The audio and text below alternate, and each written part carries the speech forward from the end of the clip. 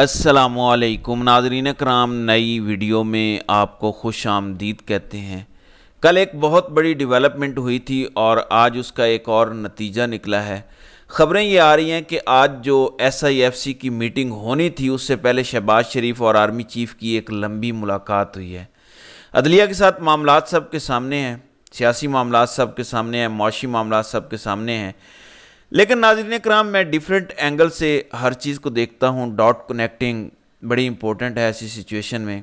हमारा मुल्क वो मुल्क है इस वक्त के जहाँ पे लिटरली मौसम का हाल भी खबर देने वाले अपनी मर्ज़ी से नहीं दे सकते, बल्कि जो इन्हें उधर से व्हाट्सएप आता है वही बताना पड़ता है। ये सिर्फ आपको समझाने के लिए है कि मीडिया किस कदर कंट्रोल में है, मीडिया में कैसे पंजे गाड़े हुए हैं कुछ स्याह कुव्वतों ने। तो फिर यहाँ सवाल पैदा होता है कि एक दिन एक बात की जाती है और अगले दिन एक तवील मुलाकात होती है। पहले ये शॉर्ट सा क्लिप सुने, पहले इसमें क्या धमकियाँ दी जा रही हैं, और अगर आपको लगता है कि ये किसी ने अपने पास से बात कर दी और इसकी इजाज़त नहीं है या व्हाट्सएप पे ये नहीं कहा गया कि करो, तो मेरे ख्याल में फिर हम सभी अहमकों की जन्नत में रहते हैं। इसका बड़ा जिक्र हो रहा है और ये मैं पहला नहीं हूँ जो ये चलाने लगा हूँ, जो आप पहली बार देख रहे हैं, लेकिन इससे पहले सारे डॉट्स आगे कनेक्ट होंगे, इसलिए मैं ये क्लिप आपको सुनाना चाहता हूँ, मुलाहिजा करें। मैं आज ये प्रेडिक्शन कर रहा हूँ आपसे कि अगर ये क्राइसिस को रोका ना गया from either the judiciary side और फ्रॉम द एस्टैब्लिशमेंट साइड, तो फिर यही होगा कि किसी न किसी स्टेज से sooner rather than later establishment move करेगी for an emergency. I think that you can not rule out now. मैं आज बड़े खुल के ये आपसे कह रहा हूँ और मेरी कंडीशन ये है कि अगर ये पीछे ना हटे, सारे खान साहब पीछे ना हटे, केपी गवर्नमेंट पीछे ना हटी, एस्टैब्लिशमेंट पीछे ना हटी, जजेस पीछे ना हटे, अगर ये पीछे ना हटे, आपस में कोई सेटलमेंट नहीं होती गोइंग फॉरवर्ड और ये ऐसे मामला चलता रहा, कोई चीज आशा रुकी नहीं रहती, या बेहतरी की तरफ जाती है या खराब होती है। इक्विलिब्रियम जैसी चीज नहीं होती साइंस के अंदर, इक्विलिब्रियम जैसी चीज नहीं होती साइंस के अंदर। इक्विलिब्रियम होता है वहां आके खड़ा नहीं होता पेंडुलम, मूव करता मूव। तो अब ये है कि we are moving in the direction of instability, और अगर ये पेंडुलम ऐसे ही मूव करता रहा तो फिर ये मेरा ये ख्याल है कि establishment will have to think of some major, और जजेस को रोकने का मेजर और जो आजादी की इस वक्त जो ख्वाहिश है आवाम के अंदर और PTI जिसको पुकार रही है, उसके लिए emergency will have to be imposed. Okay. Whether it will be a financial emergency or it will be a general emergency or it will be some special emergency, I can't say. मगर क्या जब emergency लगेगी तो बहुत सी पाबंदियां लग जाएंगी। मगर अगर मसला अभी जी नाज़रीन इकराम, थोड़ी सी इसमें मज़ीद भी गुफ्तगू है कि अगर एमरजेंसी लगे तो जजेस एमरजेंसी को ख़त्म भी कर सकते हैं, तो फिर जजेस को ही फारिग कर दिया जाएगा। इस्टेब्लिशमेंट का नाम लेकर पाकिस्तान में बैठा हुआ कोई बंदा इतनी बड़ी बात कर सकता है कि इस्टेब्लिशमेंट एमरजेंसी लगा सकती है। एमरजेंसी आपको पता है कि मुशर्रफ ने 2007 में लगाई थी, तो मुशर्रफ को सज़ाए मौत दी जा चुकी है। सुप्रीम कोर्ट इस फैसले की तौसीक कर चुकी है। मुशर्रफ को कानूनी तौर पर सज़ाए मौत एमरजेंसी लगाने पर हुई, उसके बावजूद TV पर एक बंदा बोल सकता है कि इस्टेब्लिशमेंट एमरजेंसी लगाने जा रही है, जजेस को भी फारिग करने जा रही है, ख़ास तौर पर उस वक्त जब जजेस और इस्टेब्लिशमेंट की लड़ाई पीक पर है। लड़ाई क्या है? ज़ाहिर है इस्टेब्लिशमेंट इनके घरों में घुस गई, कैमरे लगा दिए, इनके घर वालों को अगवा कर लिया, तो लड़ाई जजेस ने तो नहीं छेड़ी, जजेस ने तो इंसाफ देने का बेड़ा उठाया हुआ है। बहरहाल यहाँ से अब आपने समझना है, एक दिन पहले यह खबर चलाई जाती है कि एमरजेंसी लगने जा रही है, अब कोई और रास्ता नहीं है, सब पीछे ना हटे, अगर अदलिया पीछे ना हटी, अगर इमरान खान खामोश ना हुआ, अगर KP के गवर्नमेंट पीछे ना हटी, तो हम एमरजेंसी लगा देंगे। अगले दिन फिर सुबह शहबाज शरीफ से तवील तरीन मुलाकात होती है। अब आपने इन दो डॉट्स को कनेक्ट करना है, पहले एक दिन ये खबर और फिर अगले दिन SIFC की मीटिंग थी, वहाँ पर सारी बातें हो सकती थी, लेकिन SIFC की मीटिंग से पहले आर्मी चीफ और शहबाज शरीफ की तवील मुलाकात की वजह। अब आप डॉट्स कनेक्ट कर लें कि क्या मामलात हैं, किस तरफ जा रहे हैं, क्या परेशानी है, क्या गुस्सा है, क्या तशवीश है। मैं अब आपको इसके मज़ीद डॉट्स दिखाने जा रहा हूं ताकि सारे कनेक्ट हो जाएं। नाज़रीन इकराम, पिछले साल जब SIFC बनाई गई तो हमें कहा गया कि मईशत एक साल में ठीक हो जाएगी, मायूसी कुफ्र है, बड़ी अच्छी बात है, तारीफ़ करनी चाहिए। फिर खबरें चलवाई गई एक साल में मईशत ठीक हो जाएगी, मायूसी की बातें प्रोपोगेंडा हैं। बल्कि मैं आपको एक क्लिप भी सुनवाता हूं कि एक साल पहले कौन सी बड़कें मारी गई थी, ये क्लिप सुने। उन्होंने कहा कि जी मैं MBS के पास गया, इस तरह से मैंने बात की, फिर 25 बिलियन उन्होंने कहा मैंने $1-2 बिलियन लेने के लिए नहीं आया हूँ।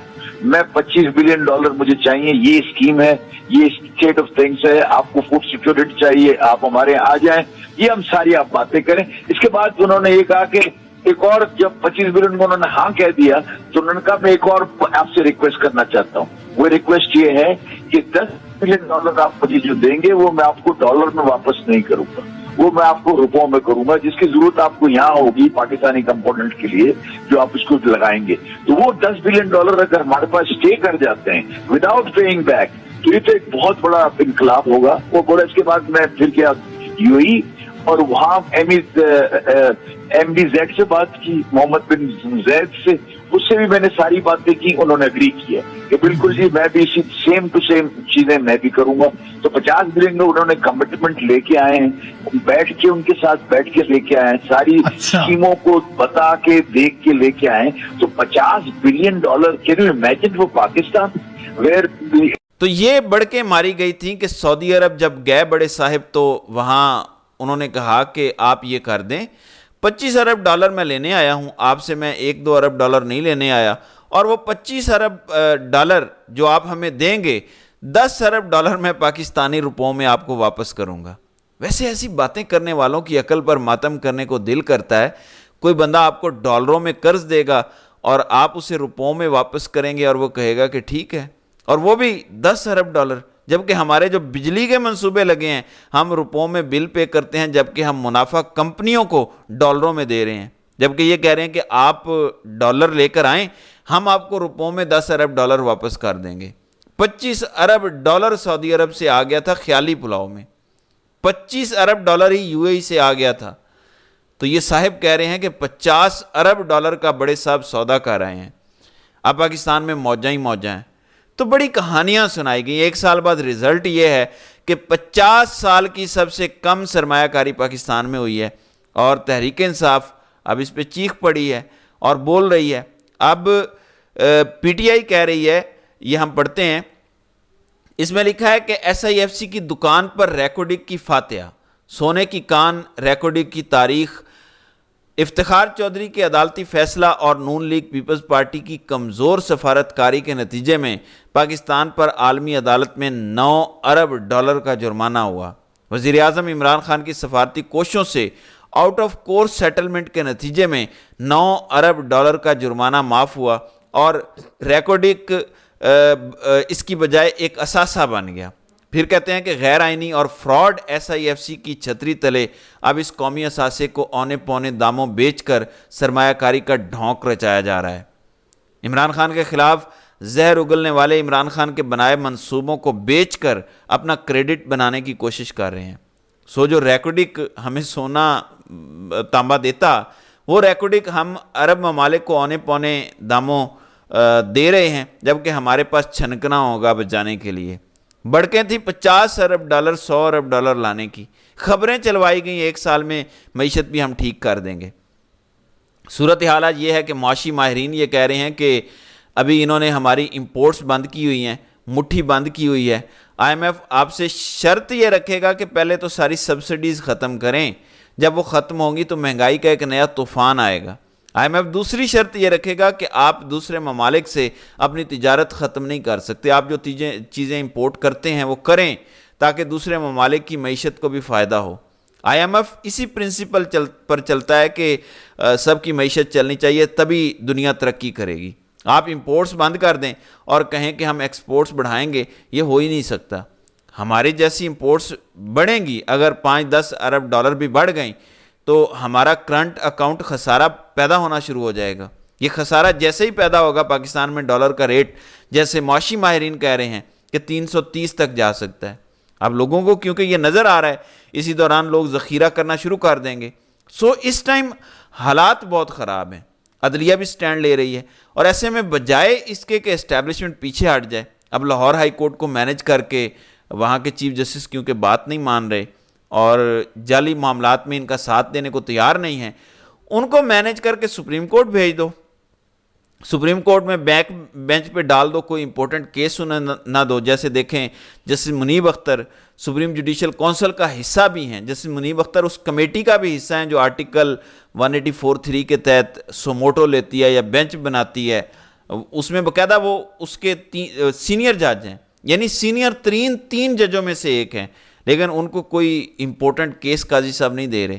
اسی طرح لاہور ہائی کورٹ کے چیف جسٹس اگر حق سچ پر کھڑے ہو گئے، ان کو سپریم کورٹ لے جا کے بیک بینچ پہ ڈال دو، کوئی امپورٹنٹ سیاسی کیس دو ہی نہ، اور سب کچھ ختم۔ تو اس طرح لوگوں کو ضائع کیا جاتا ہے، اس سے اگلے کو بھی پھر لایا جاتا ہے، تو پھر اس سے پیچھے تو موجیں ہی موجیں ہیں۔ عسکری علی باقر نجفی صاحب لاہور ہائی کورٹ کے چیف جسٹس ہو جائیں گے، پھر عمران خان پہ ریاست سے جنگ اور غداری اور پتہ نہیں کیا کیا مقدمات بنیں گے۔